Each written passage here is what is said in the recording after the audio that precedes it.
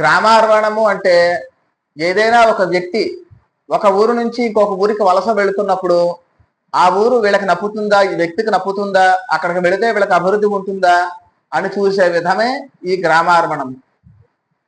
అయితే ఈ గ్రామార్వణము పుట్టి పెరిగిన ఊరు విషయంలో కానీ, బదిలీలు ట్రాన్స్ఫర్లు ఉద్యోగ నిమిత్తం అవి వెళుతూ తాత్కాలికంగా ఏడాది 2 ఏళ్ళు ఉండే ఊరు విషయంలో కానీ ఈ గ్రామార్వణం చూడవలసిన అవసరం లేదు. శాశ్వతంగా వాళ్ళ అభివృద్ధి కొరకు ఒక ఊరు నుంచి ఇంకో ఊరికి ఏ ఊరు వెళితే బాగుంటుంది అని చూసుకునే విధానంలో మాత్రమే ఈ గ్రామార్వణం చూడాలి.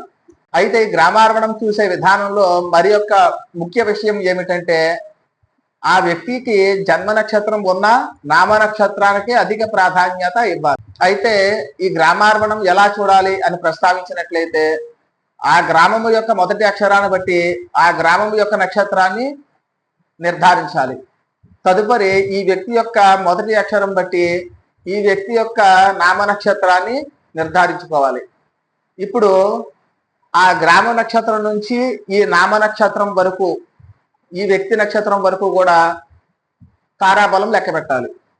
అప్పుడు మొదటి 5 నక్షత్రాలు ధనలాభము, తదుపరి 3 నక్షత్రాలు ధనక్షయము, తదుపరి 5 నక్షత్రాలు ధనలాభము, తదుపరి 6 నక్షత్రాలు స్త్రీ దరిద్రము, తదుపరి 1 నక్షత్రము పాదపీడ, తదుపరి 4 నక్షత్రాలు సంపద, తదుపరి 1 నక్షత్రం పాదపీడ, తదుపరి 1 నక్షత్రం కలహము, తదుపరి తరువాత నక్షత్రం ఖేదము.